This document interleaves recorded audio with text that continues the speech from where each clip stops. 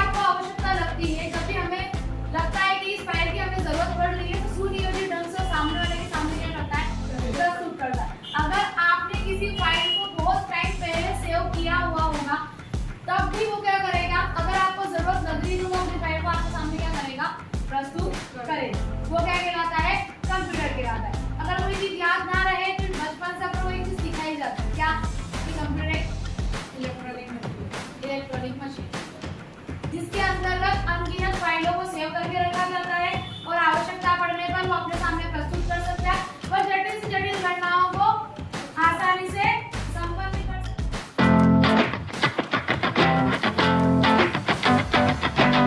Computer का use कहाँ पर होता है? शिक्षा के क्षेत्र में, व्यापार के क्षेत्र में, मनोरंजन के क्षेत्र में, चिकित्सा के क्षेत्र में, विज्ञान के क्षेत्र में, सूचना प्रौद्योगिकी में, कितनी अनगिनत जगहों पर कंप्यूटर का उपयोग किया जाता है। और भी आप चाहें तो आप लिख सकते हैं, वायुयान में अंतरिक्ष में यात्रियों को भेजने के लिए, तेल व खनिजों को ढूंढने के लिए, कृषि के क्षेत्र में, ऐसी बहुत सारी जगह हैं जहाँ पे कंप्यूटर का उपयोग किया जाता है।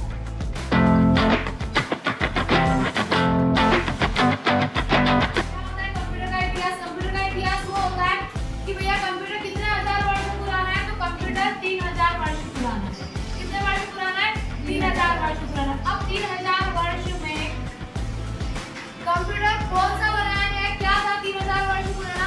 तो 3000 वर्ष ना जो है वहाँ उस समय क्या था, अबेकस था। अब अबेकस किसे कहा जाता है? तो अबेकस वो होता है जो गणना यंत्र होता है। अबेकस किसे कहते हैं? बातें नहीं पीछे, अबेकस क्या है? गणना यंत्र है। गणना यंत्र का मतलब क्या होता है? कैलकुलेशन जो होती है, कैलकुलेटिंग जिसे मशीन जिसे कहते हैं वो होता है। अब अबेकस कैसा दिखता था, गणना यंत्र कैसा था?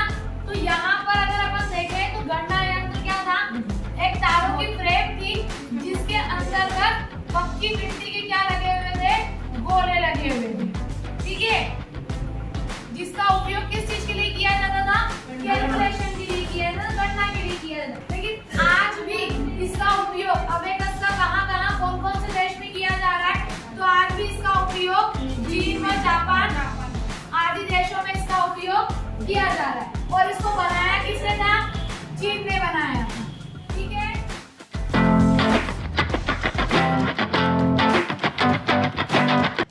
कंप्यूटर का जनक किसे कहा गया है? चार्ल्स बेबेज को। चार्ल्स बेबेज ने सबसे पहले क्या बनाया था? डिफरेंशियल इंजन बनाया था। और डिफरेंशियल इंजन की सफलता के बाद उन्होंने कौन सा इंजन बनाया? एनालॉजिकल इंजन बनाया। ये वाला क्वेश्चन एग्जाम में तो नहीं आएगा, लेकिन अगर आप सीपीसीटी की तैयारी करते हैं और सीपीसीटी के अगर आप एग्जाम देने जाते हैं तो वहाँ एक क्वेश्चन आपका जरूर आएगा कि कंप्यूटर का जनक किसे कहा जाता है? चार्ल्स बेबेज को कहा जाता है। चार्ल्स बेबेज ने सर्वप्रथम कौन सा इंजन बनाया था? तो डिफरेंशियल इंजन बनाया था। और उसकी सफलता के बाद में कौन सा बनाया था? तो एनालॉजिकल इंजन।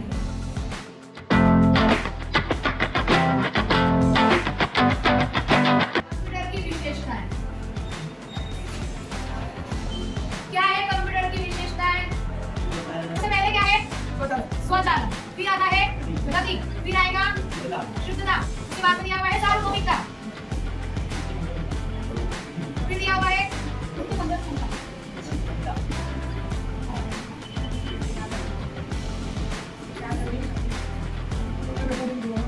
याद रखने की शक्ति के बाद में आता है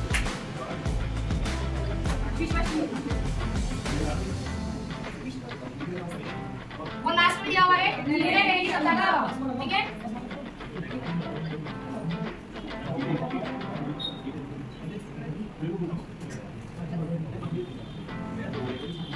कितने हो गए?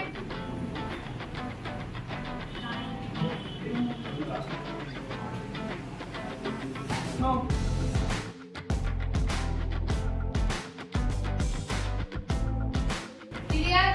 सबसे पहले क्या दिया हुआ है? स्वचालन। क्या होता है स्वचालन का मतलब? स्वचालन का मतलब होता है कंप्यूटर स्वयं से अपना काम करता है, स्वचालित रूप से अपना काम करता है। लेकिन कंप्यूटर पे बैठ के काम कौन करता है? अपन, ठीक है ना, जिसको अपन क्या कहते हैं? यूजर कहते हैं। तो अगर आपने कंप्यूटर को कोई वर्क कहा है करने के लिए, अगर आपने कंप्यूटर को कमांड दी है करने के लिए, तो ही कंप्यूटर काम करेगा। स्वचालन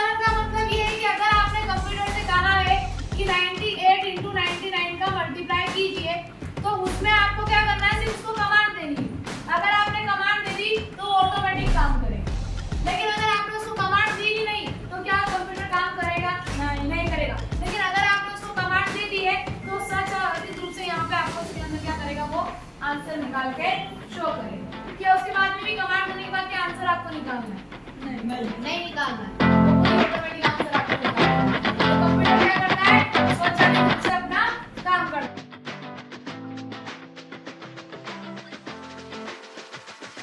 नेक्स्ट दिया हुआ है गति। गति का मतलब क्या होता है? स्पीड। स्पीड बहुत इंग्लिश का वर्ड हो गया है ना, काम को मनुष्य की बजाय वो काम करता है, लेकिन कंप्यूटर बैठ के काम कौन करता है? मनुष्य। देखिए पहले की जनरेशन में क्या होता था, बड़े बड़े गोदाम होते थे, बड़े बड़े कारखाने होते थे, वहां पे काम कौन करते थे? मुनि। कौन काम करते थे? मुनि व्यक्ति काम करते थे। भैया ये मुनि में यहाँ का लेखा जोखा रखेगा, हिसाब किताब करेगा कि क्या हो रहा है नहीं हो रहा है, वो सारी चीजें होती थी। तो पहले की जनरेशन में जब मुनि काम करते थे तो कहीं पे काम होते थे, बड़े बड़े रजिस्टरों के अंदर काम होते थे। अब रजिस्टरों को लेके बैठना, उनको मेंटेन करना, वो सारी चीजें की जाती थी। लेकिन उस वक्त उस एक ही काम को करने में 1 सप्ताह 2 सप्ताह 3 सप्ताह लग सकते थे। लेकिन आज की जनरेशन में बड़े बड़े गोदाम होते हैं, कारखाने होते हैं, तो वहां पे क्या होता है? मैनेजर होते हैं, कंप्यूटर ऑपरेटर्स होते हैं, जहाँ पे कोई माल आ रहा है या कोई माल बेचा जा रहा है कि भैया मैंने उस गोदाम से माल खरीदा, उस गोदाम में ले जाकर कि मैंने माल बेचा है, तो वो सारी इंतजाम किसमें की जाती है? कंप्यूटर। तो जो 2 सप्ताह का काम होता था पहले, वही कार्य आजकल कंप्यूटराइज्ड हो गया है, जिसकी वजह से वो काम क्या हो रहा है? 2 घंटे में आसानी से हो जाता है। तो कंप्यूटर की गति क्या होती है? तीव्र गति होती है, जिससे कि कंप्यूटर काम गति नेक्स्ट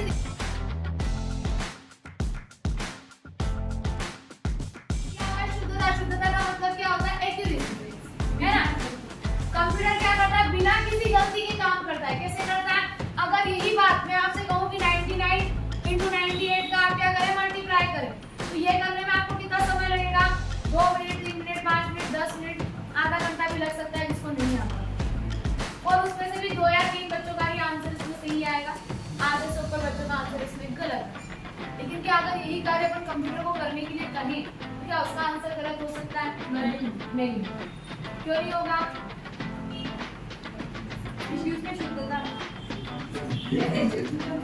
उसमें गलत क्यों नहीं होगा? क्योंकि अगर आपने उसको कमांड सही दी है, अगर आपने उसको 98 × 99 का मल्टीप्लाई करने के लिए कहा है, तो वही आंसर आपको निकाल के देगा। लेकिन आपकी कॉपी में कुछ और लिखा हुआ है और आप उसको करने के लिए कुछ और कह रहे हो और फिर कह रहे हो कि मैडम आंसर सही नहीं आ रहा है, तो उस पर बैठ के काम कौन कर रहा है? अपन। गलती किसकी है? आपकी, न कि कंप्यूटर की। क्योंकि कंप्यूटर क्या है? एक मशीन है। कंप्यूटर को जीता जागता है इंसान नहीं, ब्रीथ करता हुआ व्यक्ति नहीं है, वो एक मशीन है। ठीक है, तो जो कमांड आप बोले कंप्यूटर उसके हिसाब से काम करता है। कंप्यूटर क्या करता है? ठीक, उसके हिसाब में अपना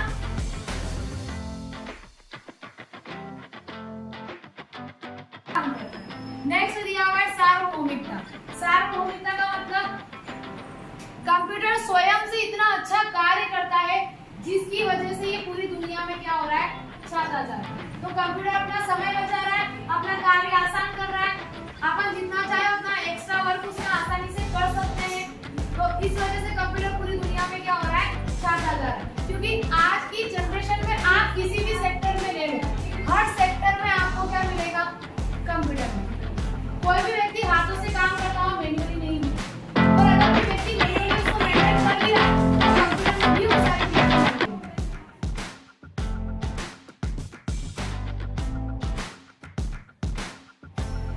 दिया हुआ है उच्च संग्रह क्षमता। उच्च संग्रह क्षमता मतलब हाई स्टोरेज कैपेसिटी है कि कंप्यूटर में स्टार्टिंग कहां से होता है? 256 जीबी से स्टार्ट। कंप्यूटर में जितनी आप चाहे अनगिनत फाइलों को आप कंप्यूटर के अंदर क्या कर सकते हैं? सेव करके आसानी से रख सकते हैं। तो क्या कहलाता है? उच्च संग्रह क्षमता, कि जितनी चाहे उतनी आप चीजों को कंप्यूटर के अंदर क्या कर सकते हैं? रख सकते हैं। ठीक है, संग्रह मतलब होता है स्टोरेज, स्टोर करना।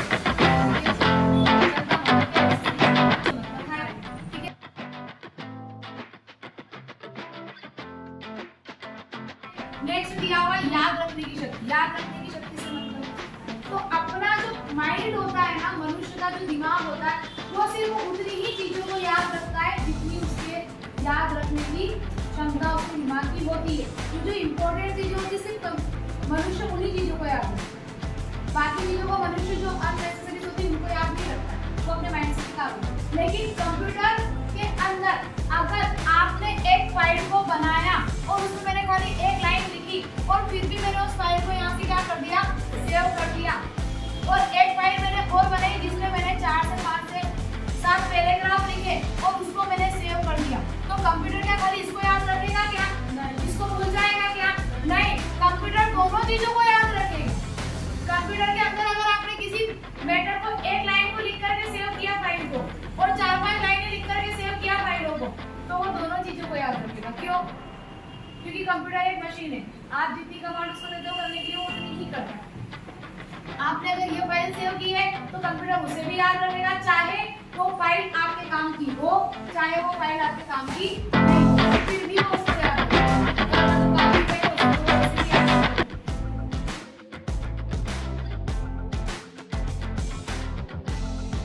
नेक्स्ट दिया हुआ है परिश्रमिता। क्या मतलब होता है परिश्रमिता का? परिश्रमिता का मतलब ये होता है कि आप कंप्यूटर के ऊपर बैठ के जितना काम करना चाहे उतना आप काम कर सकते हैं। कंप्यूटर कभी भी थकता नहीं, कंप्यूटर के अंदर थकावट का कोई नामो निशान नहीं होता है। कभी भी कंप्यूटर कभी भी नहीं थकता, तो ये क्या है, कंप्यूटर बैठ के काम कौन करता है? यूजर।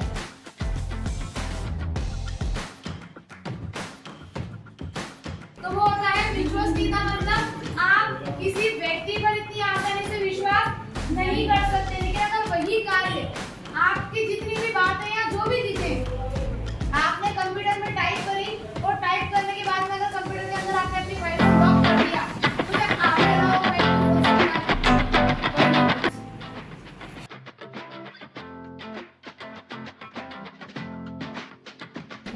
नेक्स्ट दिया हुआ है निर्णय लेने की क्षमता का अभाव। क्या होता है निर्णय लेने की क्षमता का अभाव? मतलब वो खुद निर्णय नहीं ले सकते, वो स्वयं से कोई निर्णय नहीं लेता। क्यों नहीं ले सकता?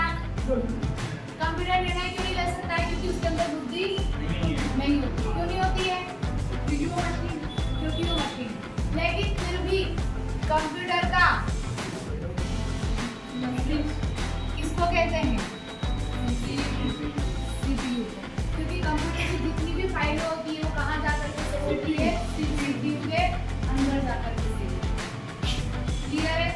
कंप्यूटर में बुद्धि नहीं होती है, लेकिन कंप्यूटर का मस्तिष्क किसको कहा जाता है? सीपीयू, क्योंकि वो सारी फाइलों को सेव करके रखता है, स्टोर करके रखता है, आवश्यकता पड़ने पर अपने सामने प्रस्तुत करता है, इसलिए उसको उसका मस्तिष्क कहा जाता है। निर्णय क्यों नहीं ले सकता है? क्योंकि उसमें बुद्धि नहीं है। उसमें बैठ के काम कौन कर रहा है? यूजर। अपन बैठ के काम करें तो अपना दिमाग उसमें लगा रहे हैं अपन, वो स्वयं से अपना दिमाग लगा रहा है क्या? क्या आप उसको उठा के वहां से वहां ले जाओ तो कहेगा मैं नहीं कर रहा हूँ? नहीं कहेगा, वो तो जहाँ उसको ले जाना चाहो वहाँ उसको ले जाके रख सकते हैं। क्लियर हुई ये सारी चीजें?